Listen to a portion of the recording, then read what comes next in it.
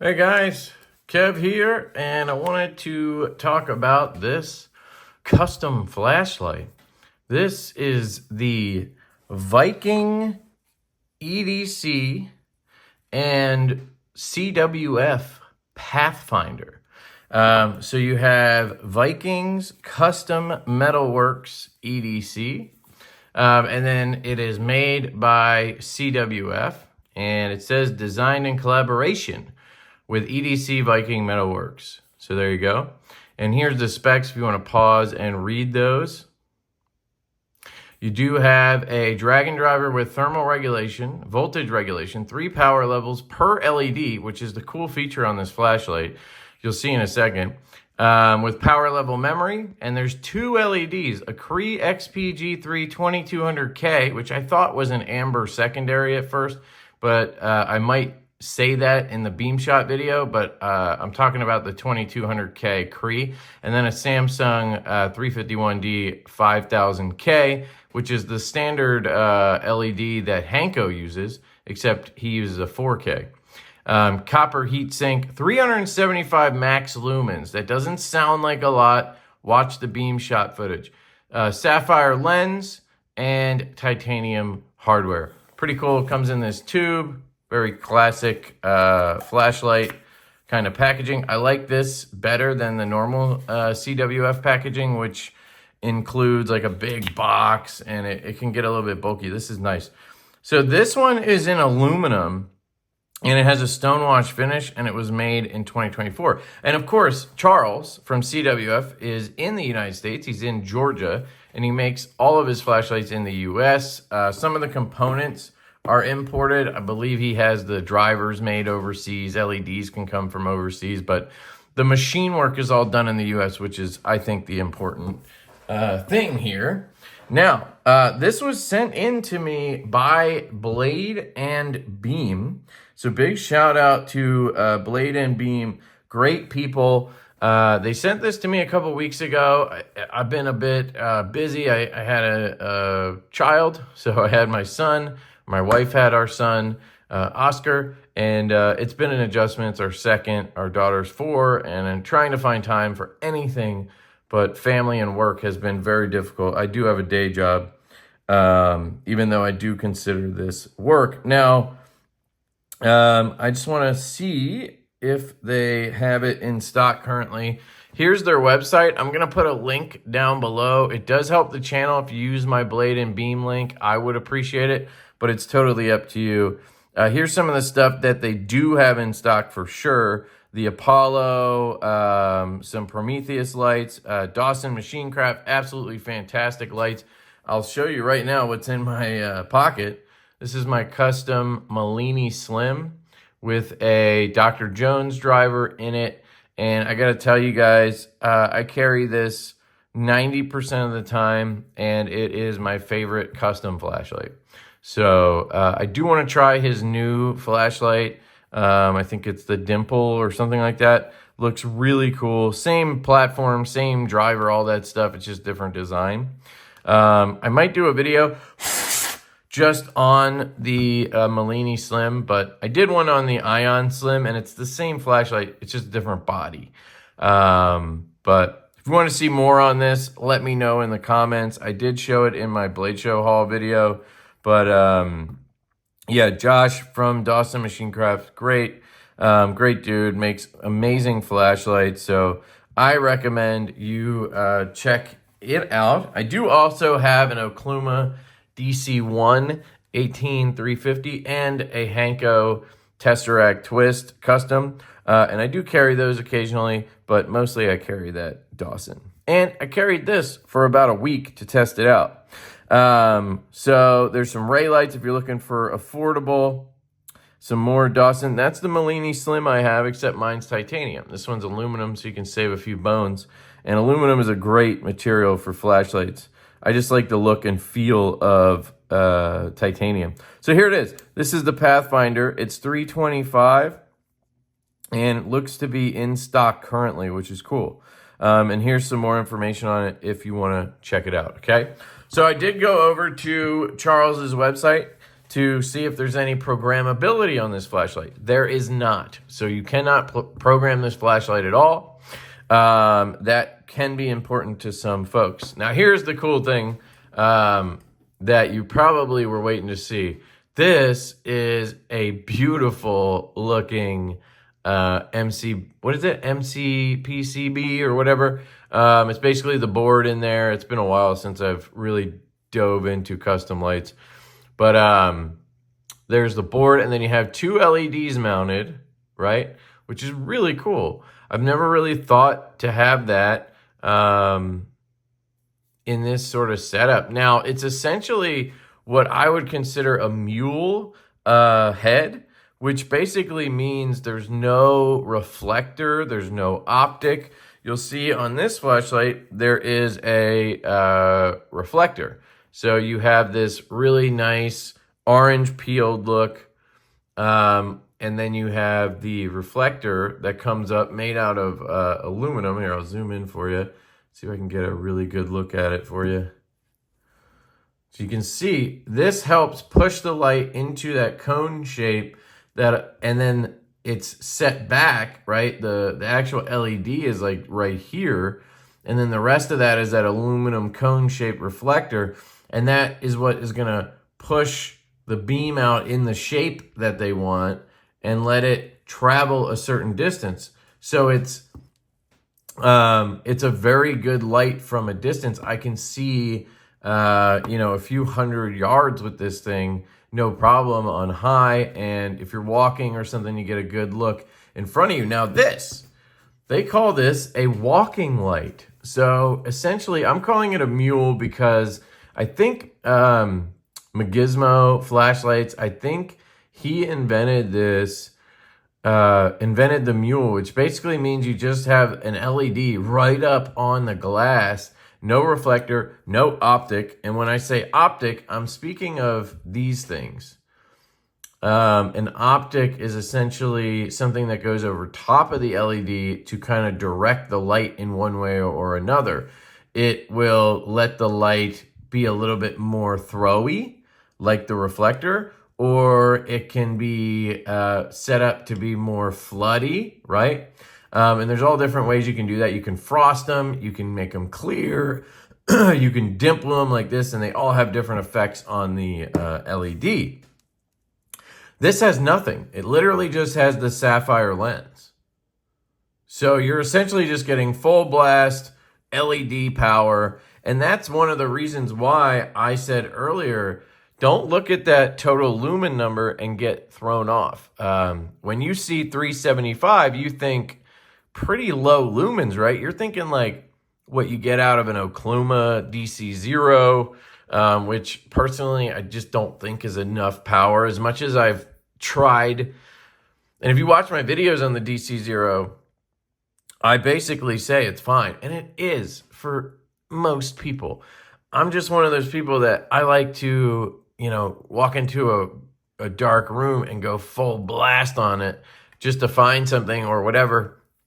And I like to know that my flashlight has this capability, even though for the most part, I'm using this mode and this mode, right? I'm using moonlight and low more than anything. I use low to read to my kid every night.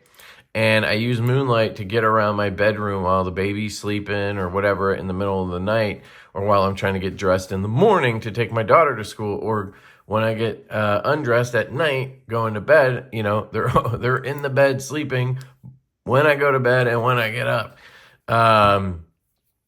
So I use those more than anything, but every once in a while I need to come outside and look at something or go in the garage that's pitch black and find something. And I like to have that 1,000+ lumens ready to go. Well, this, because it's sort of a mule setup, it doesn't have any reflector or optic.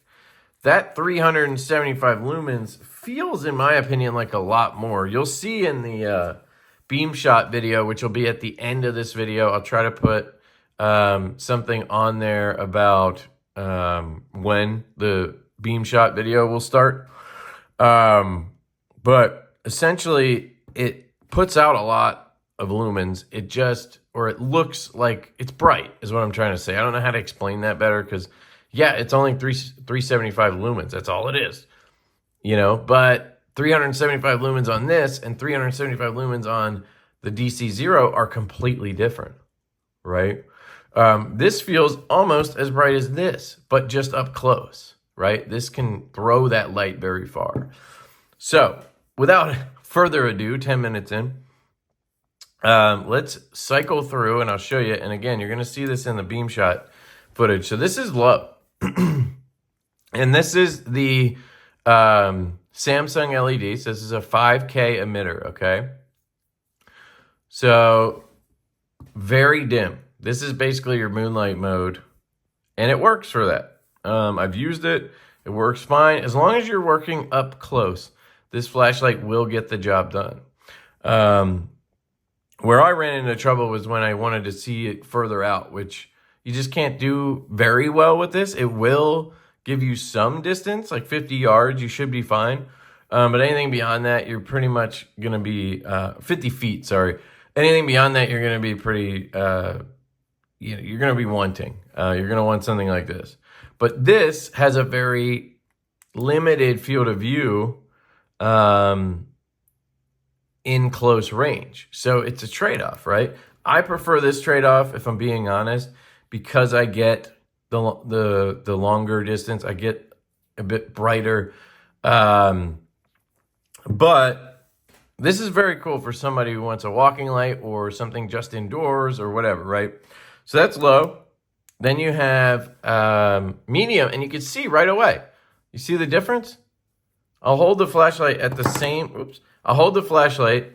I'll put this one on what I would consider the same amount of lumens or same mode, right? And at the same distance, you can see. If I remove this one essentially from right here lights up the entire field of view and more.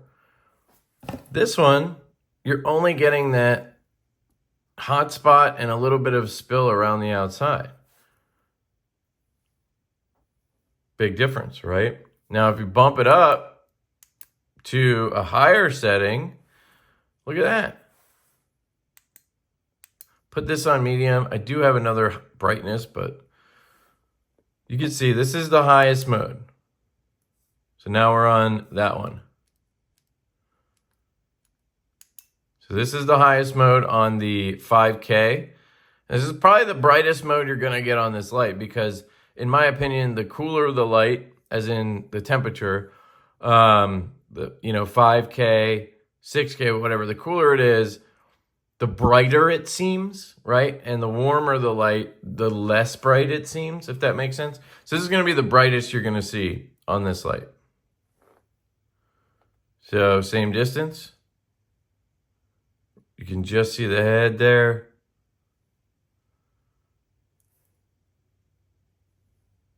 I mean, it's pretty cool. Now this is on turbo, which I'm not going to be able to sustain this too long, but still, maybe getting similar spill, but trust me, this is covering way more area outside of the camera that you can't see. You're going to see it in the beam shot footage. So that's the 5K. And then this is the 2200K. And you can see how I mistook this for a secondary amber light at first because it's just so warm. I've never seen a 2200K light or LED. Or maybe I have. Maybe that is what amber is. I don't know. But it just felt like a secondary. But it has a little bit more oomph to it than a secondary would, right? It's a larger LED and whatnot. And then here is the brightest mode. And then you go back to the low or moonlight on the 5K. Now, what's cool about this light? Well, there's a couple things. Because it only goes up to 375 lumens, well, guess what? It basically never gets hot. This is on the highest mode. It's a little warm, but it never gets hot. It regulates that so well. So that might be important to you. If I put this on turbo, I mean, usually after like 25, 30 seconds, I can't even hold this anymore.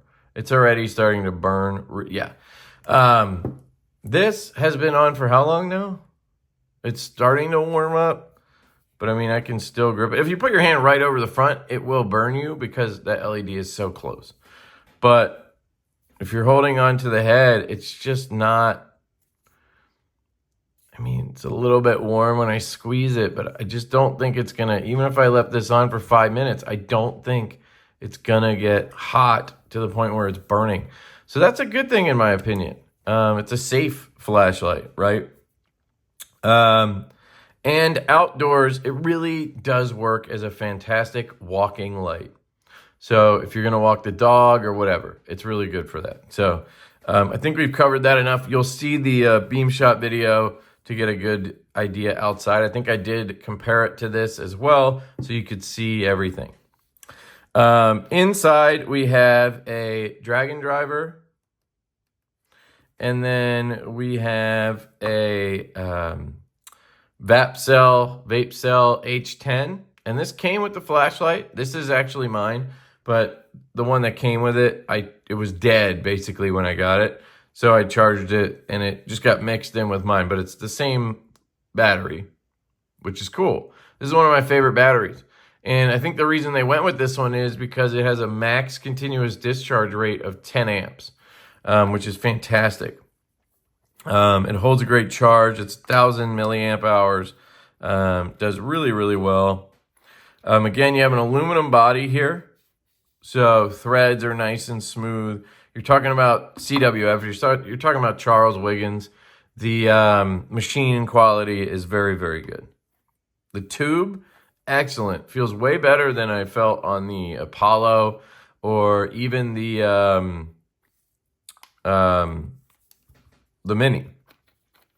Mini Click. The Mini Arcadian, right? Sorry.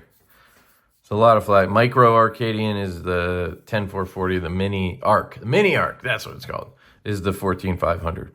And you can see size-wise, it's comparable to something like a Dawson Machine Craft. It's going to be a bit thicker than something like a DC0 or even the CWF Mini Arc. It's a little bit thicker than that, probably because it has 2 LEDs in there, and they wanted to give you a little bit better flood, so they made the head a little bit bigger. So I think that's smart. I didn't see anything on the website about taking AA batteries, so I don't think it takes AA's. You do have a McClicky switch, which I think is very important on a flashlight, especially a custom flashlight. I really don't like the clickies in the micro click and the mini arc. Just not my favorite. I don't like reverse clicky. This is obviously forward clicky, which means you select your mode and then you click. You don't click and then tap to select. I prefer this setup because you have momentary on. Shout out to Merceau, because I used to argue with him that I preferred reverse clicky. So you won that battle, buddy. There is one downside to this flashlight. Personally, it's a pretty big one. So I do want to put it out there because you guys know me. I try to be as honest as I can. Blade and Beam did send me this. I am sending it back. It wasn't a gift or anything. But the clip, in my opinion, is just, it's almost unusable. The ribbing is very aggressive. It looks amazing, but getting this thing in your pocket is very frustrating. You literally have to pull this out. So you just lift this up and then drag it in and then pop this up and pull it out because of that ribbing. Now, when I talked to Rachel over at Blade and Beam, she said she hadn't noticed because a lot of people she knows, including herself, I think, use a slip for the flashlight. So they'll put it in some kind of a slip and then it goes into, I don't know, her purse or pocket or whatever. So it's not as much of an issue, but you can see even on this super thin material, it can be difficult to get in. Now, I'll add a video here at the end of me sliding this into my khakis so that you can see. But yeah, that's the one negative I have is the clip. I just don't like it. I'm going to be honest. I mean, I love the clip. It looks sexy. It's a great clip, honestly. It's just because of the ribbing, I don't like it. That's it.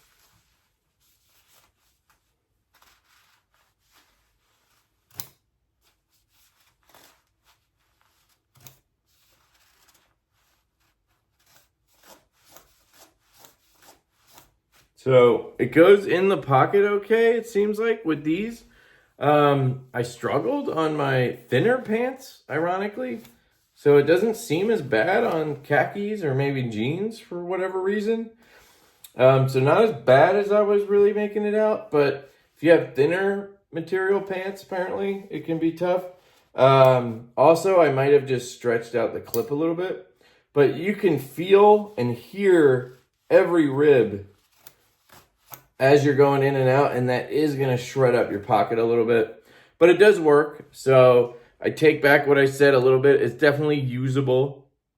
But with some pants, you might have to lift it up more than others because of the tightness and the ribbing. So, hope that helps. That's really my only negative, other than the obvious that you're not going to get throw. So you have to decide. Or maybe you have two flashlights. Maybe you have one for walking the dog and around the house, and then you have one for when you go out and you need some throw. I don't know. But if you're looking for a new custom flashlight and you wanted something different, you felt like everything that is available or has come out recently, which is like not very much, that it's all very similar. And that is the case in the flashlight world. You know, I kind of ripped through the custom flashlight world and bought everything and anything I could get. And then I ran out of stuff, essentially. There's still plenty of stuff I never got my hands on, and I'm not going to act like I touched everything, but I got through everything I really wanted to touch, anything I wanted to buy. I had to track stuff down that was 5-10 years old in some cases. There's not a ton of innovation and new stuff happening in the flashlight world, custom flashlight world. In the flashlight world, there's plenty. In the custom flashlight world, not so much. And there's a few makers that really hold it down, that really do a great job, and that people truly love. I don't want to name all of them, but Charles is one of those. CWF is one of those. He makes fantastic flashlights. He actually innovates. He comes out with newer stuff. Like he had the Peanut come out last year or the year before that had some cool stuff. He had a new driver for that. You know, Josh with Dawson Machine Craft is coming out with new designs and doing cool stuff. And I really appreciate that. He has the Comet that came out this year that is basically interchangeable in size. You have 3 different battery tube or size options. It's a very cool flashlight.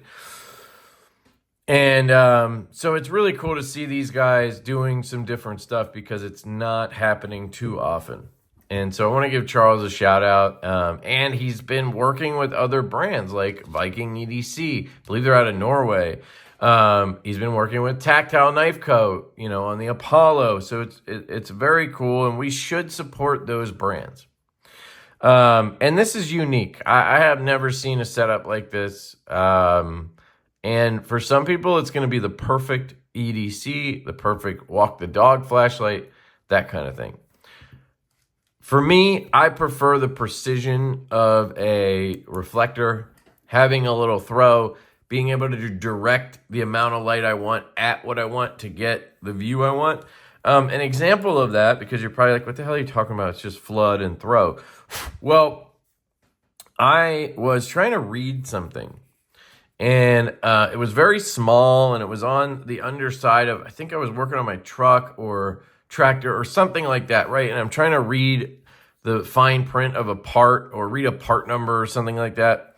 And I had this right? And I'm trying to read it, but it's no matter what you do with this, yes, I can put it right up to it, but then I can't see, right? If I have the light back here and I need to just see this one area and kind of get this reflection or whatever, get the right spot, even though this provides good flood, it doesn't do that too well, where this, I can kind of pinpoint that light where I want to see it and reflect, you know what I mean?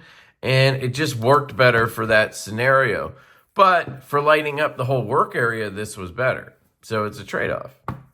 Anyway, that is the CWF Pathfinder. I want to thank Blade and Beam for sending it my way. I really appreciate them for that. I'm going to get this back to you guys. They are available, like I showed you now. They're $375. They seem to be very popular. So if you're interested, link is down below. Shout out to them. Shout out to Viking EDC. That's what I'm calling them, Vikings EDC. And to Charles over at CWF. He is a good dude. I've always enjoyed talking to Charles, and I see him at shows a lot, and he's a great dude, a great maker in our community. So we should support brands like this. And yeah, that's it. I love you guys. If you have any questions, let me know down in the comments. Stay tuned for the beam shot video, and I'll catch you later. Peace. Check it out. I got the Viking CWF Pathfinder here, and this is a super interesting flashlight. You'll see it has 2 LEDs. You'll see it a lot better in the regular video, but I'm outside and I just wanted to show it. It's going to be all flood. I mean, it has no reflector, so it's interesting. Kind of reminds me of like a gizmo, you know, like a sun drop or mule or something. So I guess it's a mule head, right? So this is on memory. So let's just go to the first mode. This is like a amber color, and it's on low. Maybe moonlight, you know. It's very dim, but I am not in a pitch dark room right now, so it's gonna make it harder to see. So let's bump it up one. This is a forward clicky. So there you go. You can see much better now. In real life as well. You don't get a lot of distance, but I can see in my immediate vicinity very well. And again, this is that amber color. It's going to have one more brightness mode. Here we go. It's kind of lighting that tree up over there a little bit. You can see without it and with it. It looks a lot brighter on camera as usual, but it's still really good. Garage there. So I think it does a fairly good job, and it's not like burning at all. It's not hot at all. That looks cool. But it could probably sustain this for a long time. I think it says the max is 320 lumens, so feasibly this thing could run for a long time. So let's check out the white light. That's going to be the Samsung emitter. So here's going to be that moonlight for that. I just opened this, pulled it out of the package 10 minutes ago. So thank you to Blade and Beam for sending this my way for review. I did ask them if I could check it out. And that was after my buddy Mike, I believe it was my buddy Mike, who sent me a link and was like, hey, you see this? And I was like, no, that looks crazy. So, yeah, I appreciate Mike for pointing it out, and then Blade and Beam for sending it over. I've really never seen a setup like this before on anything, you know, modern, especially anything newish. So it's very cool. I'm glad CWF did it and Viking asked for it. I'm specifically being pretty generic about that Viking company because I don't actually know anything about them at this point. When the full video that this will be a part of comes, I will know more. So just, you know, take what I say there. Anyway, let's bump this up to the second setting. Here we go. So this is a 5000K Samsung emitter.